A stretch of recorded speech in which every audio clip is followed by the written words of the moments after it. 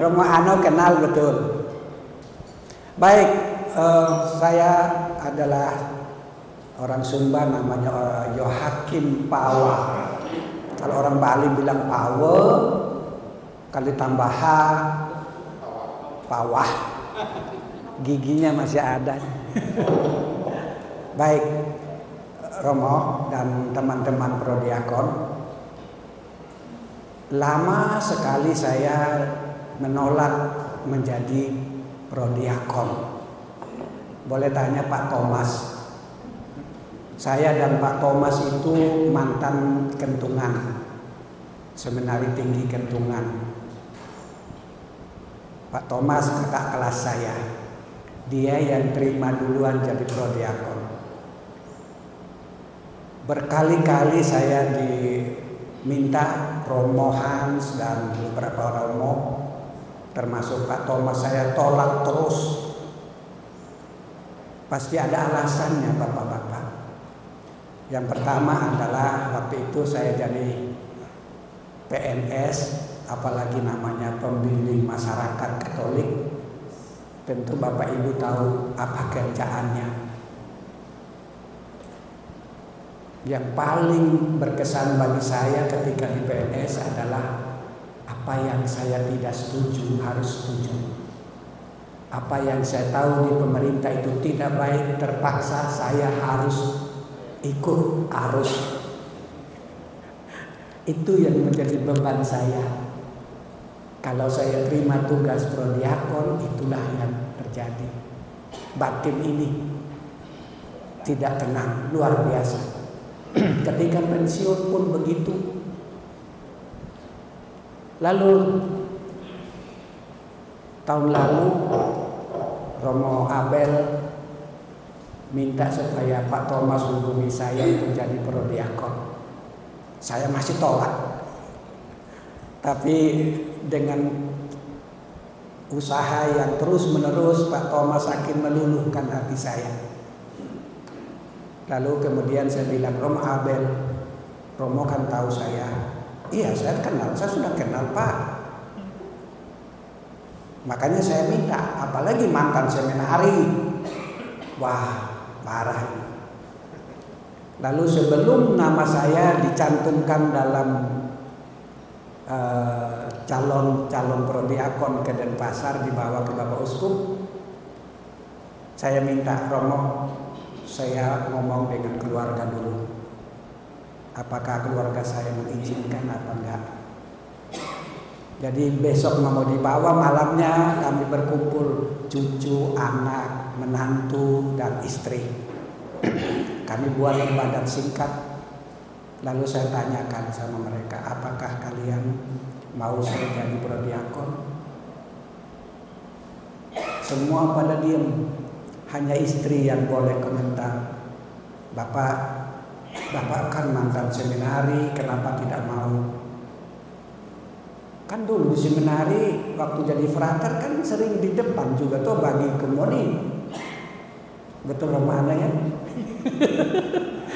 Berarti Pak mengenal 40 tahun yang lalu jadi pembagi komuni. Saya sadar, aduh ternyata dulu saya pernah bagi komuni 40 tahun lalu.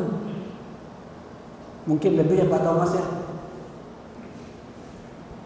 Lalu yang kedua dia bilang apa? Bapak dibutuhkan orang banyak.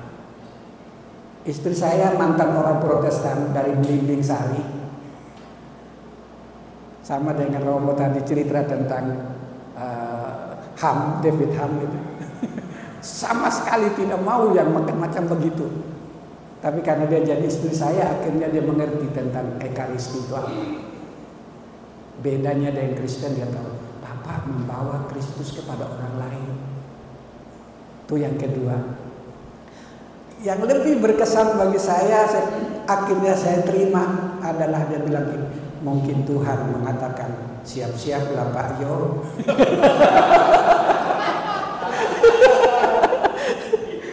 Mungkin ini jalan persiapan untuk Bapak. Saya terkesima betul. Aduh, sampai air mata saya keluar. Akhirnya saya bilang, baiklah kalau memang itu. Bagaimana anak-anak? Oke, kami setuju dengan kata-kata ibu. Baru saya telepon Romo Abel. Siap Romo. Besoknya dibawa ke sana ke keuskupan. Dari keuskupan ditelepon sama Romo Abel. Pak Yo, Bapak Uskup bilang gini, Pak Yo ada namanya. Setuju saya. Waduh, tambah lagi uskupnya yang mengatakan begitu.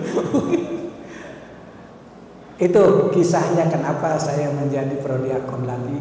Dulu sudah pernah, tapi belum prodiakonnya frater. Frater top. Sudah itu hanya 1 semester di teologi ya, dapat dogma yang 1. Lalu kemudian saya ke STK, Sekolah Tinggi Kateketik, tingkat doktoral. Apa hasilnya setelah saya jadi prodiakon beberapa bulan ini? Apa hasilnya? Tentu ada. Selain saya ingat kembali pelayanan kepada umat yang membutuhkan. Sebenarnya sebelum menjadi prodiakon juga menjadi pelayan Tuhan juga. Yang namanya pembimbing masyarakat. Saya alami luar biasa. Saya cerita satu saja. Kemarin waktu mau pemilu, besok mau coblos, banyak sekali serangannya ke rumah. Ada kepala desa, ada calon, ada macam-macam itu. Duduk ngobrol langsung dikasih. Saya bilang, no, jangan cemari saya. Saya tidak mau kasih orang lain yang membutuhkan. Kenapa? Saya ingat itu.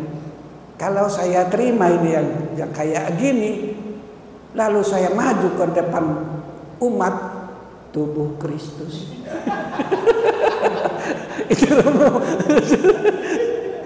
Itu hasil satu. Mungkin masih ada yang lain lagi. Jadi perhatian terhadap yang lain-lain juga berbeda. Sebelum saya terima itu, saya sempat ngobrol dengan Romo Abel ketika di FKUB. Kami dua ini FKUB. Dia di sini, kami di Singaraja. Saya bilang, Romo, apa enggak salah? Saya prodiakon tapi adik saya tukang main judi.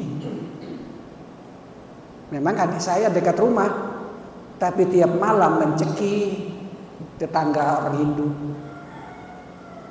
Apa itu enggak salah, Romo? Jawabannya enak sekali, Romo. Dia bilang, dosanya dia jangan kau tanggung, Kak. Dosanya dia, dosanya Pak, dosanya Pak. Tapi kan sebenarnya imbasnya ada, Romo. Nanti orang bilang prodiakon, adiknya saja nggak bisa diatur. Seperti kata Romo tadi. Anda jadi orang suci, gimana orang lain, tetanggamu, adik kandungmu, tidak bisa kamu nasihati kayak gitu. Itu Romo kira-kira pengalaman saya. Terima kasih banyak.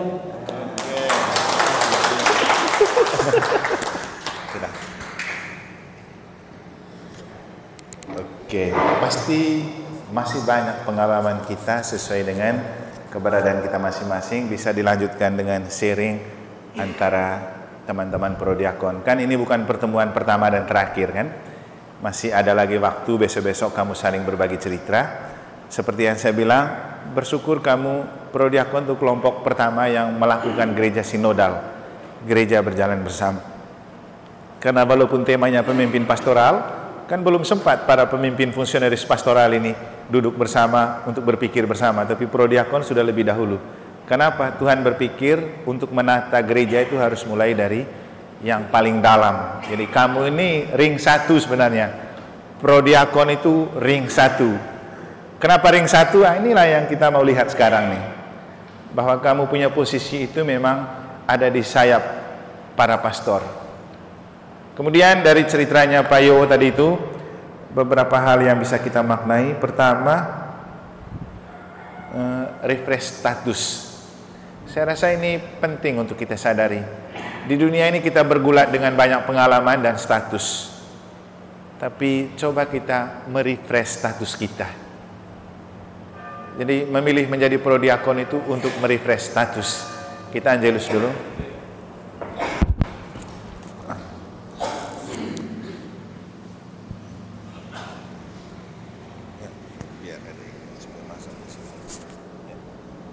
Dalam Bapa dan Putra dan Roh Kudus. Amin.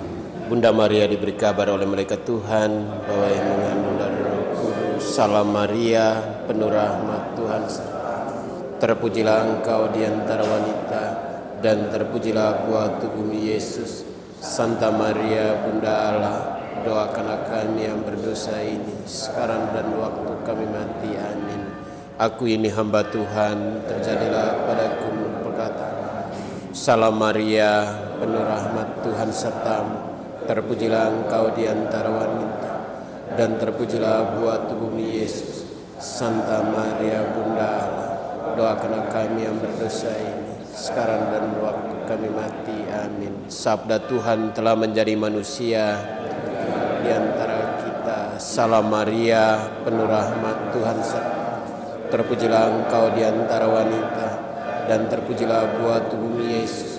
Santa Maria, Bunda Allah, doakanlah kami yang berdosa ini, sekarang dan waktu kami mati. Amin. Doakanlah kami ya Santa Bunda Allah, supaya kami dapat menikmati janji.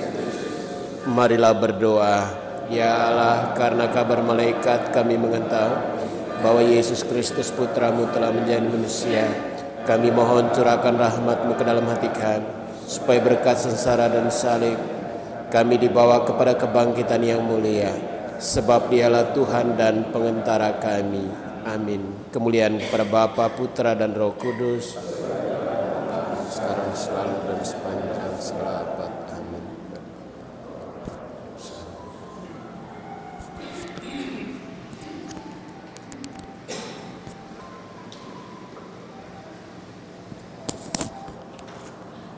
Oke, menjadi prodiakon itu untuk refresh status.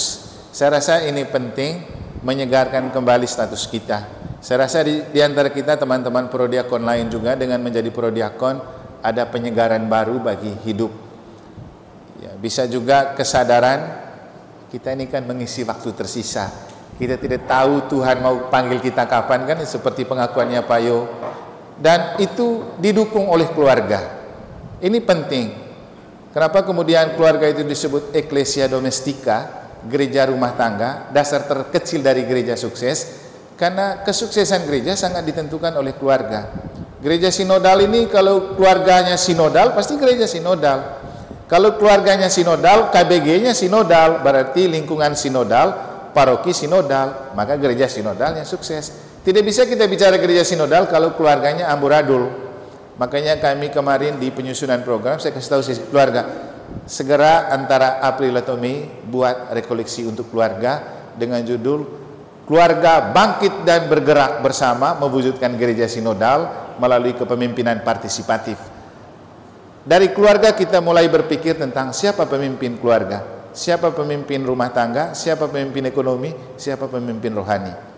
Kadang-kadang bapak-bapak pikir tentang mata pencaharian, tapi ibu-ibu yang sering rajin ke gereja dan aktif di kegiatan lingkungan. Maka dalam konteks hidup menggereja dan hidup rohani, bisa jadi ibu-ibu adalah pemimpin yang partisipatif dan transformatif. Tapi kita kembali ke keluarga masing-masing untuk menemukan itu. Kemudian kalau keluarga terus sama-sama ke gereja, pergi misa, pergi ikut kegiatan KBG, pergi bakti, pergi apa-apa pun terlibat, otomatis itu nanti akan membias kepada keluarga lain. Pasti sejak ada yang berpikir, kapan kita seperti mereka ya, ke gereja sama-sama, ikut bakti sama-sama, senang betul lihatnya. Jadi itu kan yang disebut dengan perkawinan sakramentil. Bagaimana hidup perkawinan kita menjadi tanda dan sarana keselamatan untuk orang lain. Ya, seperti yang dikatakan oleh Pak Jo, peran keluarga sangat penting untuk merefresh status kita. Penting ada kesadaran seperti itu. Setelah banyak bekerja untuk pemerintah dengan segala macam bentuk kontaminasinya, ya refresh dulu. Seperti laptop atau komputer kan, setelah berkecamuk dengan banyak virus, di-refresh dulu. Jadi beruntung Pak Jo punya keluarga, istri, anak-anak dan bahkan cucu yang mendukung, sudah berpikir tentang hidupmu setelah hidup di dunia ini. Ya, jadi itu bagus. Berarti dalam hal ini kan pemimpin partisipatif dan transformatifnya ada di istri dan anak-anak. Karena kadang memang kita bapak-bapak tidak terlalu jauh berpikir tentang itu. Kita hanya berpikir kesenangan hari ini. Kita lupa setelah ini kita mau kemana. Kemudian ketika sudah menjadi prodiakon, ada pikiran tentang jaga harga diri dan berpikir tentang orang. Jadi manusia itu memang harus jadi man for other. Dan kemarin waktu kita kasih pengarahan sebelum penyusunan program, saya bilang kepada teman-teman fungsionaris pastoral, kalau mau menjadi pemimpin partisipatif dan transformatif, nomor satu itu peduli. Peduli itu coba berpikir tentang apa yang dipikirkan oleh orang lain. Ya, contoh konkret saya bilang, kita punya grup lingkungan, grup KBG, grup paroki. Ketika ada informasi di situ, berapa orang yang baca dan beri respon? Kan itu kecil, tapi dengan kita memberi respon, kita peduli dengan orang yang kasih pengumuman. Kalau Bapak Ibu yang kasih pengumuman orang tidak respon, kan bingung, dibaca apa enggak? Nanti dia datang atau enggak? Tapi ini hal-hal kecil, seorang pemimpin akan mengatakan itu dan kita harus merespon. Kalau tidak ada respon, kebingungan juga. Bagaimana berjalan bersama? Jadi ada aksi, ada reaksi karena ada aksi. Jadi dengan menjadi prodiakon, kita berpikir tentang keberadaan kita yang juga bisa menjadi keselamatan bagi orang lain. Sehingga saya rasa benar juga ketika sudah mendapat posisi sebagai prodiakon, Pak Jo sudah berpikir tentang orang-orang dekatnya, mau diapain. Benar juga, memang dosa itu tidak ada hubungan keluarga. Karena Yesus bilang imanmu yang menyelamatkanmu, bukan iman kakakmu, iman adikmu. Tapi kalau bicara gereja sinodal, mau tidak mau kita juga peduli dengan hidup orang lain. Sehingga kalau menurut saya Pak Jo, di satu sisi memang benar bahwa tidak ada urusan dirimu dan adikmu. Tapi yang namanya saudara harus diperhatikan juga. Apalagi bicara gereja sinodal, harus peduli dengan hidup orang lain.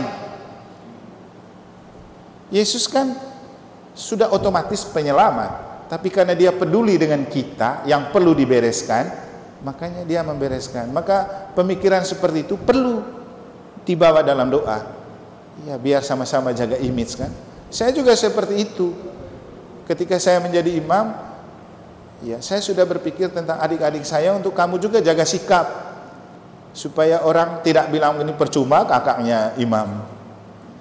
Demikian juga di paroki, saya pasti ada orang-orang tertentu yang saya dekat. Yang paling saya tidak suka itu ketika orang yang sudah rasa dekat dengan saya tapi tidak pergi misa.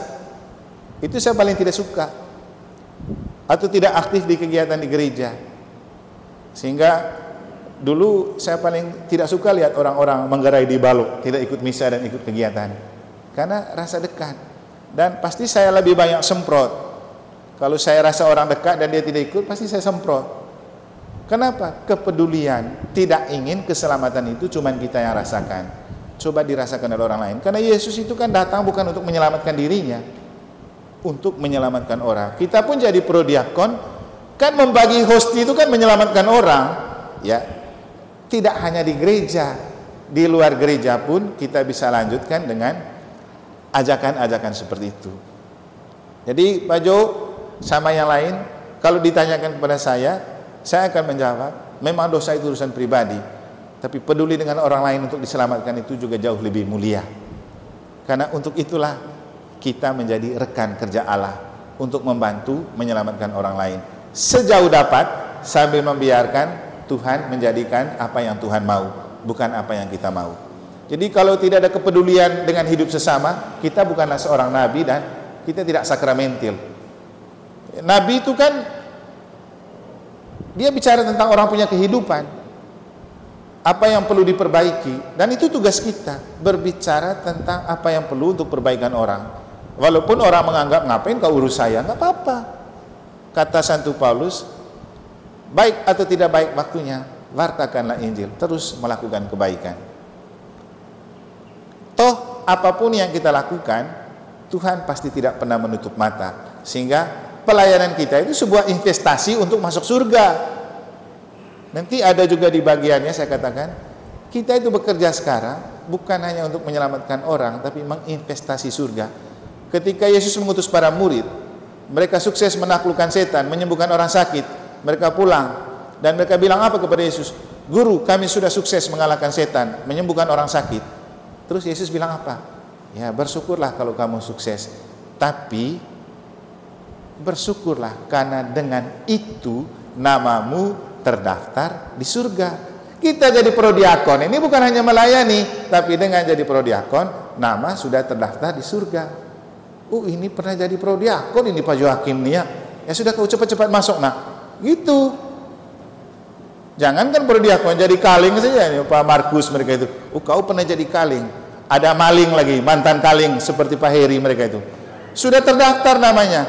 Apalagi kalau kita ini sudah terdaftar nama di DPP, kan nama dikirim ke keuskupan itu, ditandatangani oleh Bapak Uskup, di-SK-kan dan disucikan oleh Bapak Uskup dalam pelantikan. Tapi jangan sampai setelah ada nama kamu tidak buat apa-apa. Karena iman tanpa perbuatan adalah mati. Banyak anggota DPP yang namanya terdaftar di struktur, waktu lantik gaya berfoto sama Bapak Uskup, giliran kerja hilang, rapat tidak pernah datang. Nah, itu sama dengan menodai nama sendiri. Untuk apa kau punya nama terdaftar di situ kalau tidak kerja? Nah, untung kita prodiakonnya sudah terdaftar bekerja. Dan prodiakon itu kan terbatas dia. Jadi nanti kalau semua rame-rame jadi prodiakon lagi, repot lagi. Kapan baru dapat giliran gitu. Jadi itu posisi yang bagus, tidak hanya untuk menyelamatkan diri, tidak hanya untuk membagi komuni, tapi juga berbagi kepedulian dengan orang-orang di sekitar. Makanya tadi saya bilang, kita perlu jadi penasehat untuk orang lain. Tapi mungkin kita tidak cukup bagus untuk menasihati orang dengan kata-kata. Cukuplah dengan perbuatan. Saya rasa banyak yang kagum juga dengan Pak Beni kan. Setelah jadi prodiakon, Pak Beni lebih segar, lebih ceria. Paling pertama terus datang misa. Pokoknya ada aroma dan aura berbeda gitu kan. Daripada dulu dia waktu jadi pelayan kompor gas kan beda ya. Sama jadi pelayan tubuh Kristus. Ada aura berbeda. Mungkin saja dulu gampang sekali dirayu iblis. Ayo isi nomor ini, ada mimpi ini kan dulu misalnya. Dengan jadi prodiakon, pikir-pikir, jangan nih, saya sudah prodiakon. Saya punya tangan pakai untuk bagi tubuh Kristus, bukan bagi angka lagi misalnya. Kan itu pengaruh. Ada yang di negara saya tahu, ada yang tidak mau jadi prodiakon, takut tidak isi togel. Apalah. Tidak ada manusia yang sempurna. Yang penting kan setelah berdosa jangan lupa percaya dan kembali kepada Tuhan. Sederhana saja, kita punya sakramen tobat kok. Asal jangan sampai kesempatan untuk melayani kita blok hanya karena kita takut duluan. Jadi kenapa kamu tidak mau jadi prodiakon? Banyak alasan saya tahu kau kan biasa isi togel no. Jadi kita berubah dalam proses. Nanti roh yang bekerja di dalam diri kita. Kita kan bersentuhan dengan roh terus bagi komuni itu. Nanti roh yang membantu. Oke, sekarang kita lihat pendasarannya. Kenapa prodiakon itu begitu penting dan istimewa? Ini dia. Romo Banto pernah menulis di Mirifika tentang prodiakon. Apakah asisten imam atau asisten pastoral? Sama saja. Imam kan pastor, jadi asisten imam dan pastor itu sama. Artinya apa? Asisten, kamu itu orang yang membantu memperlancar tugas imam, seperti membagi komuni dan memimpin ibadah. Itu juga tugas pastoral. Jadi kamu itu tangan kanannya imam. Makanya nomor 1 jadi prodiakon itu memang harus berjalan bersama imam. Ya kadang-kadang ini kan realita kan pengalaman. Ada yang kemudian saya bilang, coba kau berpikir ulang, apakah engkau masih layak untuk bantu saya bagi komuni ketika kau bicarakan saya di mana-mana dan tidak suka dengan saya, misalnya kan, daripada nanti duri dalam daging. Di mana-mana kau bicara tentang saya, kau jelek-jelekan saya, giliran itu aku terima komuni saya, kau ikut bagi kan? Lebih baik berpikir, apa masih layak untuk bekerja bersama saya? atau perlu berpikir berhenti saja? Kan gitu. Tidak memecat kalau begitu ya. Itu kembali ke dalam diri. Karena ini jabatan nomor 1, dia itu bantu imam. Ada imam makanya ada prodiakon. Prodiakon tidak bisa ada kalau tidak ada imam. Tapi imam akan selalu ada tanpa prodiakon. Gitu. Jadi ini dia dasarnya. Kenapa ada prodiakon? Karena gereja membutuhkan jabatan lain untuk membantu. Jadi di samping itu masih terbuka lebar bagi kaum awam beriman Kristiani awam, baik pria maupun wanita, untuk tugas membantu imam sebagai pelayan taklasim, disebut minister extraordinarius, pelayan khusus yang di luar aturan manusiawi dan legalitas. Sehingga prodiakon itu bisa perempuan juga sebenarnya. Cuman di keuskupan kita orang tidak merasa terbiasa dengan perempuan. Jadi besok-besok Ibu Angel mereka itu bisa jadi prodiakon. Tapi nanti pasti ibu lain bilang, ngapain saya terima di ibu ini? Saya tahu dia begini begitu. Kayak ini nih. Memang posisi prodiakon ini harus disadari oleh umat. Kenapa kemudian saya ajak para ketua lingkungan dan beberapa orang sama-sama mengerti. Supaya begini, kadang-kadang kita lihat orangnya casing, bukan lihat tugasnya. Seperti mungkin Pak Darius ya, pernah ya Pak Darius ya. Karena dia sangat dekat sama siapa sudah? Sama-sama teman dari sana.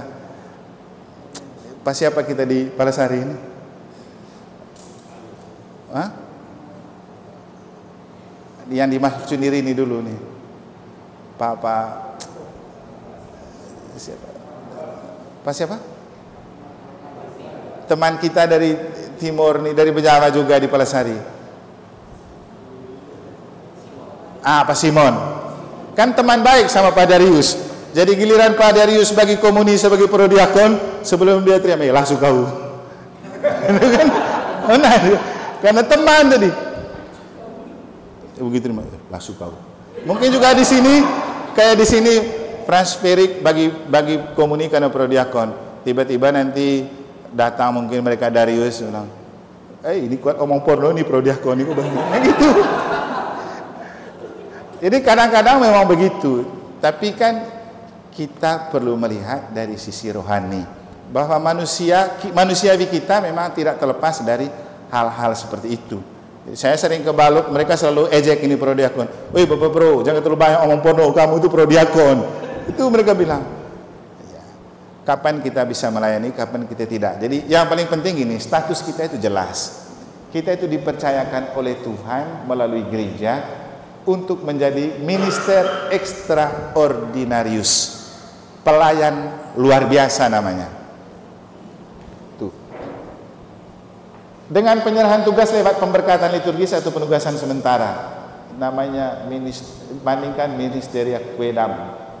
Konferensi wali gereja setempat boleh memohon persetujuan tahta apostolik untuk menciptakan jabatan lain yang dinilainya perlu dan amat berguna bagi wilayah bersangkutan. Para pelayan kaum beriman Kristiani awam itu bertugas membantu para klerus, namun peran mereka tidak diturunkan melalui tabisan. Inilah kamu punya ini. Itulah yang membedakan prodiakon dengan diakon tertabis atau asisten imam dengan imam. Kamu kan prodiakon, kalau yang satunya itu diakon. Diakon itu tingkat tabisan pertama sebelum tabisan imam dan tabisan uskup. Jadi dalam gereja Katolik ada tingkat tabisan. Tapi prodiakon itu dengan pelantikan untuk membantu tugas imam. Jadi menjadi pelayan luar biasa, bukan menjadi pelayan yang biasa di luar. Jadi prodiakon itu pelayan luar biasa, bukan pelayan yang biasa di luar.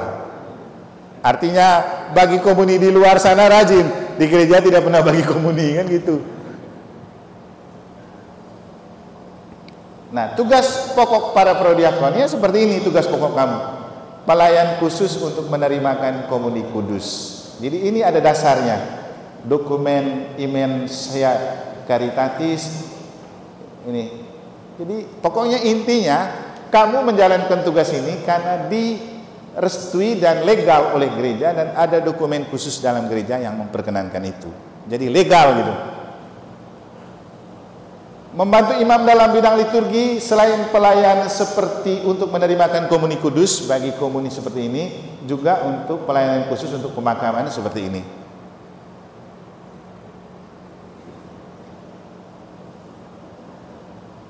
Ini juga memimpin ibadat sabda dan ibadat tobat. Kenapa di negara kami punya jalan salib selalu dipimpin sama prodiakon? Kayaknya kamu di prodiakon di tempat lain belum baca ini ya. Makanya tidak dikasih kesempatan untuk pimpin jalan salib. Hah? Atau mungkin kami Romo juga belum tahu kalau kamu punya tugas juga ini ya. Makanya perlu rekoleksi hari ini biar tahu ini ada dasarnya. Pulang nanti kasih tahu kami boleh, padahal di sana juga boleh. Masa boleh? Mana buktinya? Ini kamu kasih tunjuk aja ini dokumen ini. Tuh.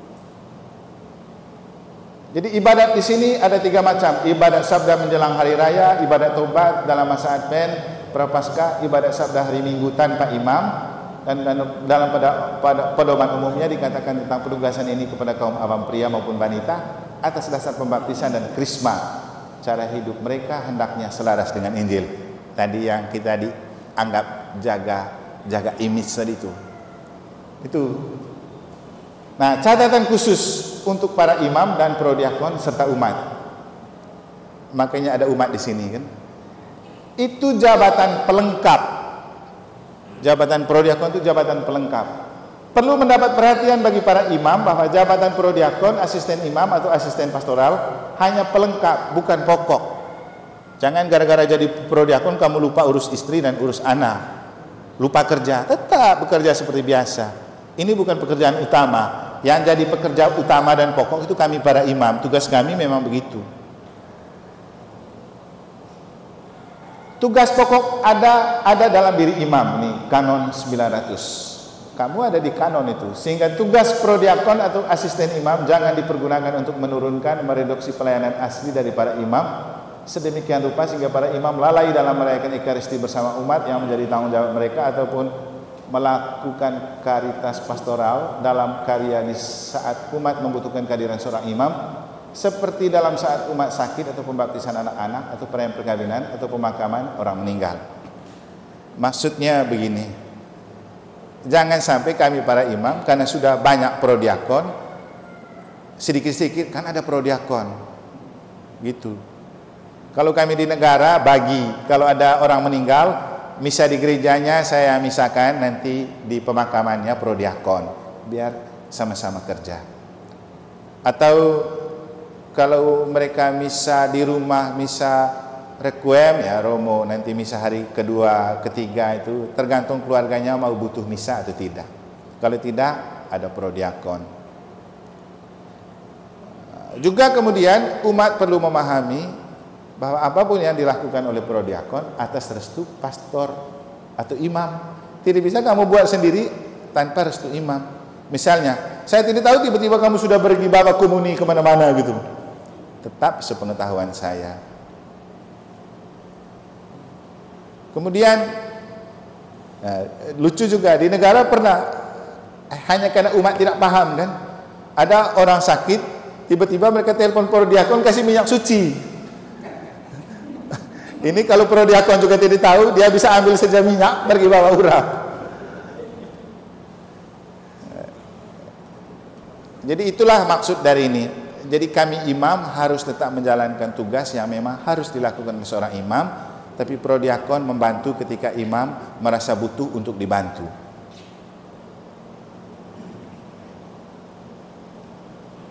Ya, itu catatan. Prodiakon itu pelayan luar biasa. Minister ordinarium tadi itu, extraordinarium. Jadi pelayan luar biasa dengan doktrin. Nah ini pentingnya, pelayan luar biasa ada doktrinnya. Ini prodiakon atau asisten imam atau asisten pastoral merupakan pelayan luar biasa yang tak lazim dalam pelayanan liturgi gereja, memiliki dasar doktriner dari Pedoman Umum Misale Romawi nomor 109. Jadi kamu ada di Pedoman Umum Misale Romawi nomor 109 dan Redemptionis Sacramentum nomor 43. Dalam teks tersebut dinyatakan bahwa demi manfaat bagi umat setempat maupun seluruh gereja Allah, Maka dalam rangka perayaan liturgi suci, ada di antara kaum awam yang sesuai dengan tradisi dipercayai pelayanan-pelayanan yang dilaksanakannya dengan tepat dan dengan cara yang patut dipuji. Sangat tepatlah jika ada lebih banyak orang yang membagi di antara mereka serta melaksanakan berbagai tugas atau bagian-bagian pelayanan.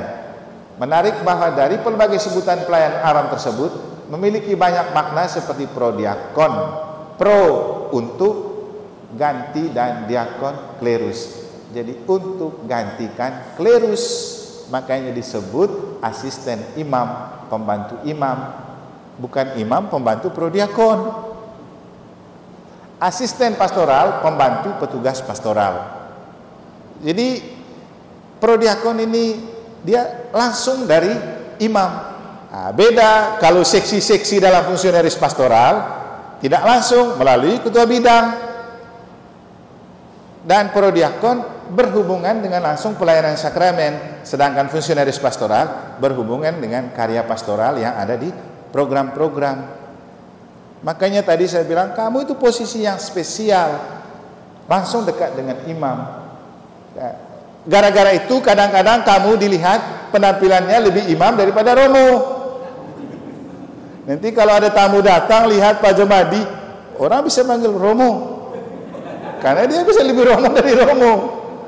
Apalagi kalau mereka sudah ada di sini, ada tamu dari luar datang, saya sementara pakai celana pendek olahraga, tidak mungkin orang anggap saya romo. Yang mereka sapa sebagai romo adalah prodiakon, karena prodiakon sudah lebih kebapakan dan lebih alim. Apalagi lihat Pak Beni, pasti orang bilang romo. Ya, romo Beni. Dia itu teman kelasnya Pak Beni Keharman ya. Dulu sempat sama-sama di seminari, cuma beda, Pak Beni Keharman ke politik, dia ke sakramen. Gak apa-apa kan, jadi sakramen politik aja. Tapi dia sering datang sama istrinya, sehingga kadang-kadang orang susah menganggap ini romo, kecuali kalau sendiri. Tapi itu tadi, jadi prodiakon bukan lalu berarti kita menanggalkan identitas. Kita tetap suami istri, tetap jalan, hidup berkeluarga tetap diurus. Jadi itu jabatan pelengkap. Jangan sampai kamu nanti tipu istri di rumah. Saya pergi pelayanan, padahal tidak. Karena istri bilang, oh iya ini kan dia prodiakon, dia pasti bantu romo. Jadi kadang-kadang orang percaya karena pikirnya bantu melayani, padahal pergi ke tempat lain. Itu bukan si prodiakon. Dulu ada umat di sini, tentara dia. Kebetulan kita agak satu kampung begitu.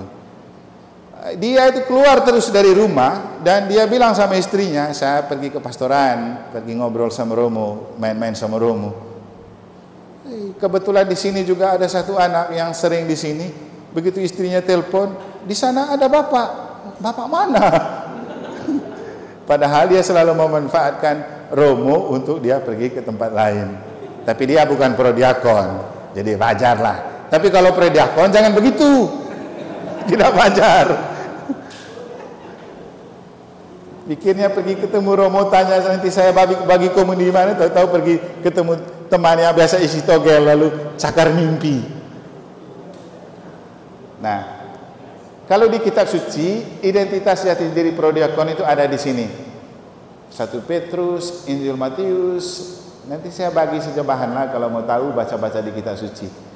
Saya hanya mau mengatakan bahwa prodiakon itu jabatan asisten imam yang memang sesuai dengan perintah kitab suci. Jadi ada dasar biblisnya. Ini dia. Nah, saya bacakan sedikit saja yang bagian 1 Petrus 5:1-11. Nasihat untuk para gembala. Jadi kamu kan sudah termasuk para gembala. Aku menasihatkan para penatua di antara kamu. Aku sebagai teman penatua dan saksi penderitaan Kristus yang juga akan mendapat bagian dalam kemuliaan Allah yang dinyatakan kelak.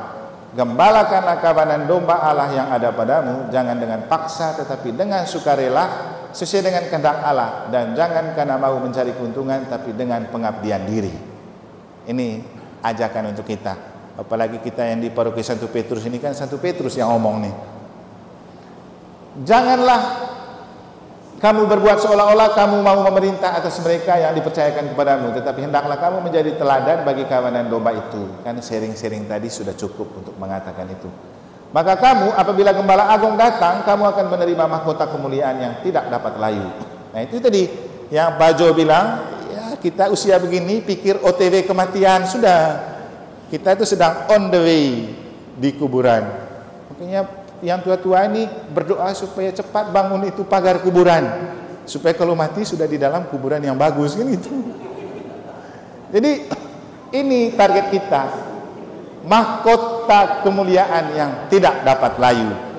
Di dunia, karena dimakan usia, ini nih muka-muka kayak gini dimakan usia kan layu-layu kelihatannya tuh. Nggak apa-apa kamu layu di dunia, layu di depan istri-istrimu, tapi yang paling penting kamu jangan layu di mahkota kemuliaan Allah. Kan itu tujuan kita. Jadi kasih tahu nanti, jangan lihat kami ini layu ya. Secara fisik kamu lihat kami layu, mungkin loyo juga. Tapi kami ini tidak layu dalam mahkota surga karena jadi prodiakon. Tapi syukur kalau tidak layu semua kan.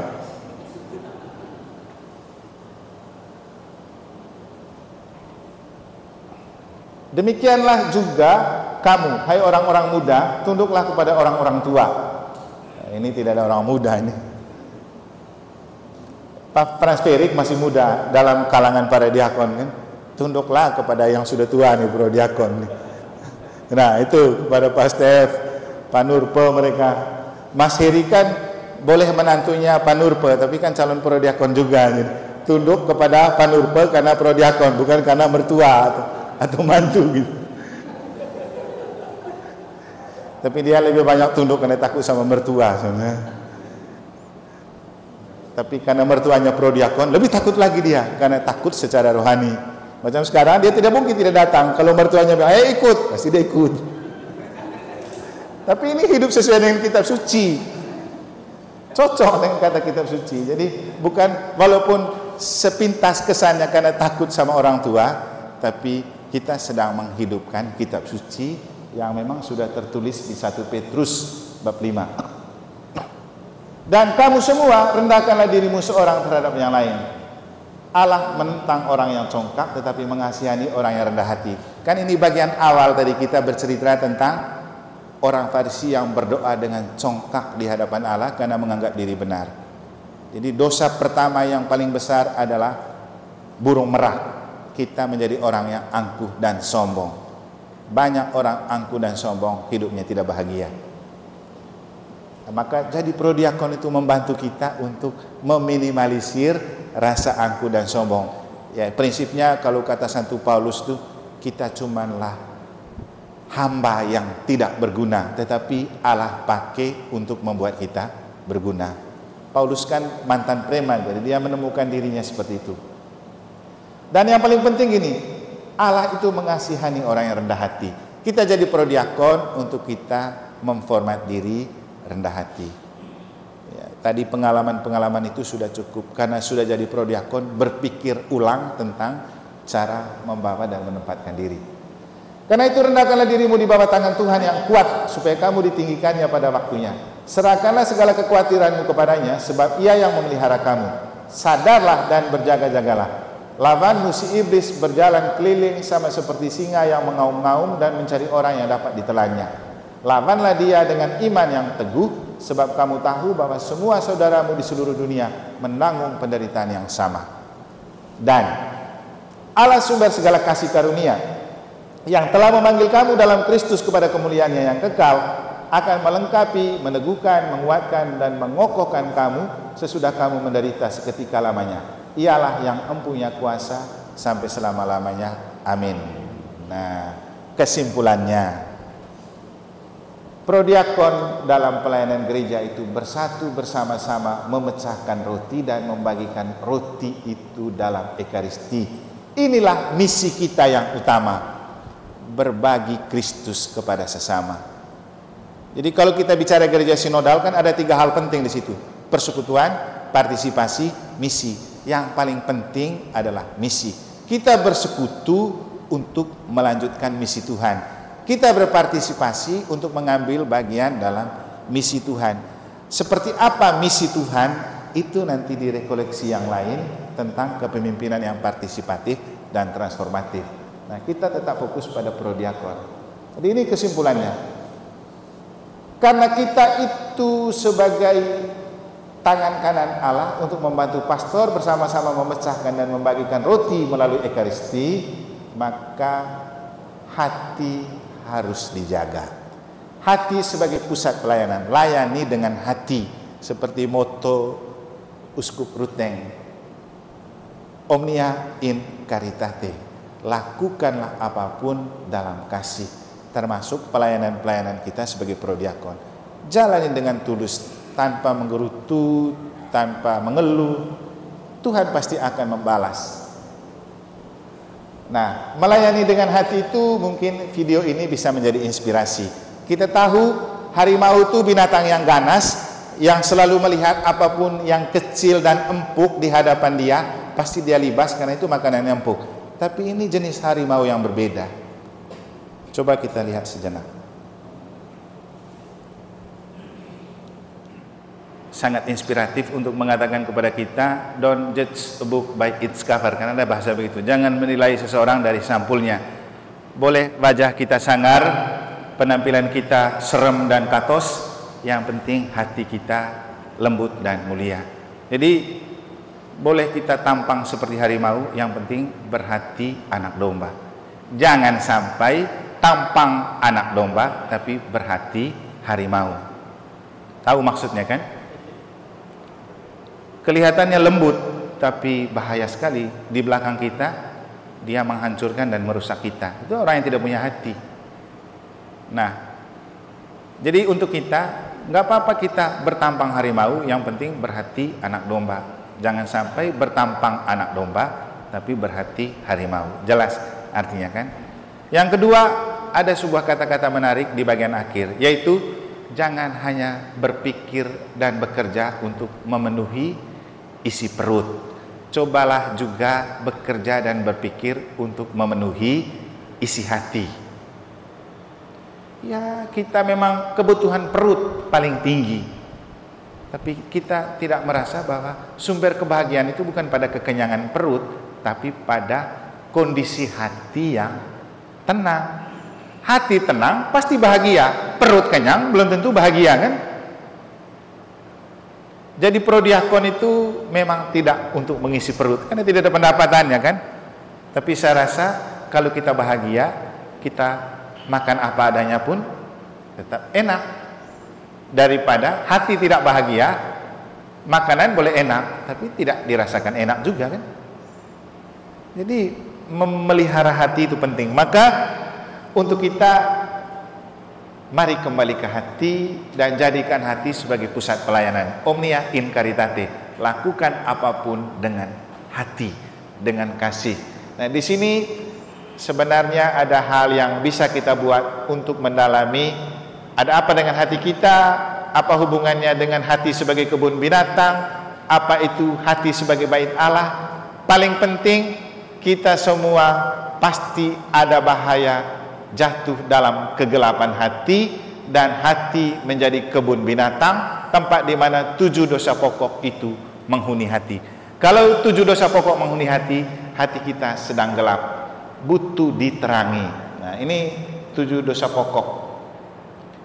7 dosa pokok itu, ini merak tadi, simbol keangkuhan, ini keras kepala, keras hati, ini babi, hidup yang hanya berdasarkan perut saja, ini kura-kura, malas, ini harimau tadi, bengis, kejam, ini ular itu licik, tipu, pembohong.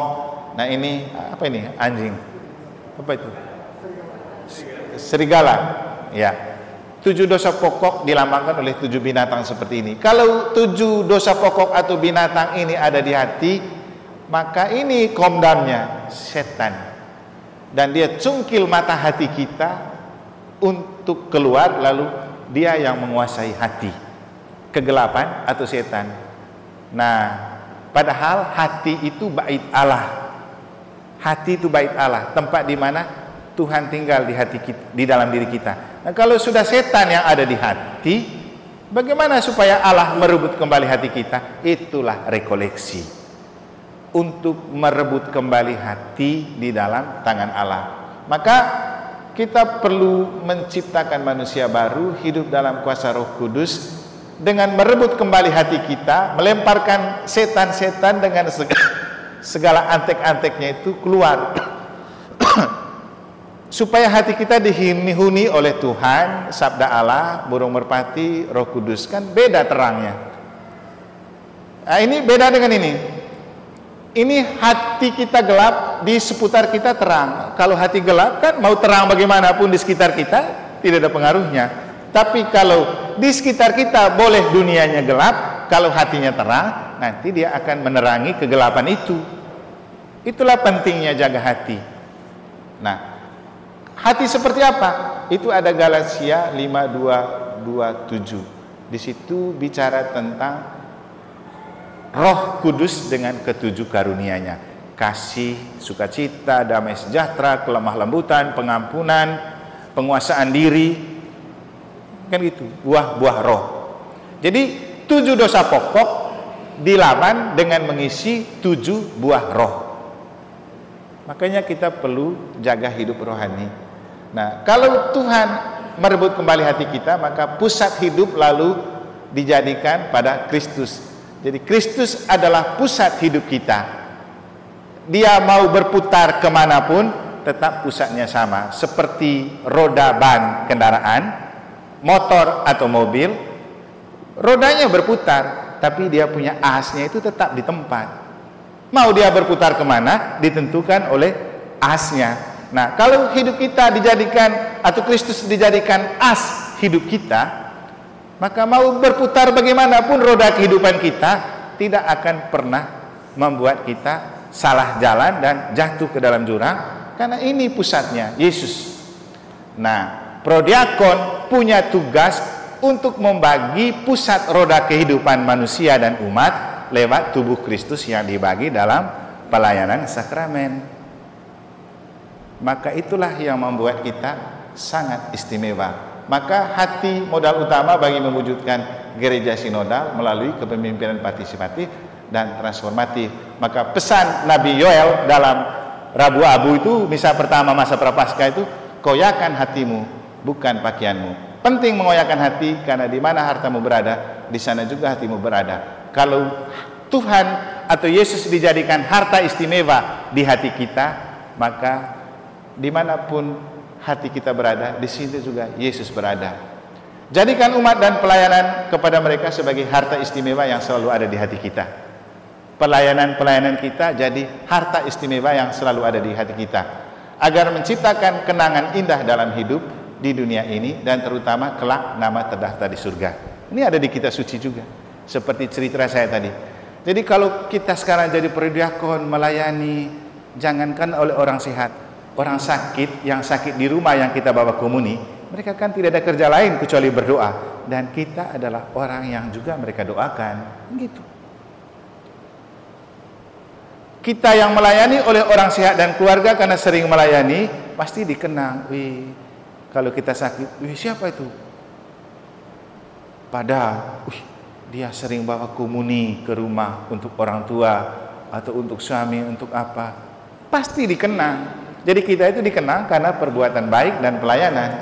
Nah, bukan hanya dikenang di dunia, Tuhan juga selalu mengenang kita, nama kita terdaftar di surga. Maka makna ganda pelayanan dengan hati untuk jangka pendek, kini dan di sini, agar selalu ada di hati umat, untuk jangka pandang akhirat, agar selalu ada di hati Allah dalam kehidupan abadi di surga. Sekian dan terima kasih, semoga bermanfaat. Tuhan memberkati.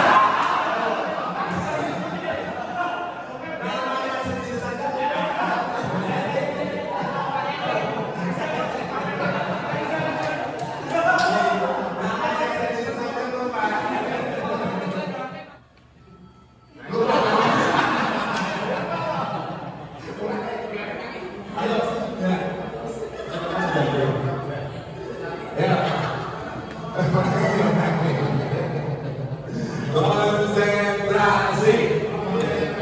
Dimulai. Setem anon.